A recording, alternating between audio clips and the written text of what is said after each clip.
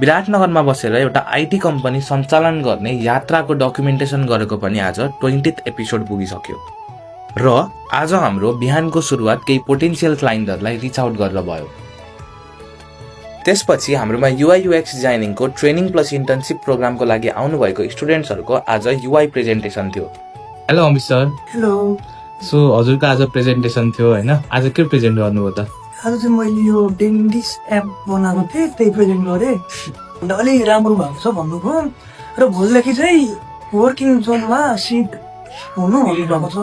मैले चाहिँ fox university भन्ने कलेजको वेबसाइट बनाएँ कलेजको लागि भनेर। जजेसहरूले के पर्सनहरू राम्रो छ भन्नुभयो, अलिकति राम्ररी भएको छ, कुनै कुनैमा एलाइनमेन्टहरू इस्यु छ भन्नुभएको थियो। प्रेजेन्टेसन सकेपछि अदित सरले फेरि स्टुडेन्ट्सहरूलाई ट्रेनिङ जोनमा डिजाइनिङ र फिग्माको एडभान्स कन्सेप्टहरू सिकाउनु भयो। त्यसै गरी वर्किङ जोनमा पनि डेभलपमेन्ट, डिजाइनिङ र कन्टेन्टको टिमहरू बसेर उहाँहरूलाई असाइन गरेको टास्कहरूमा काम गरिरहनु भएको थियो।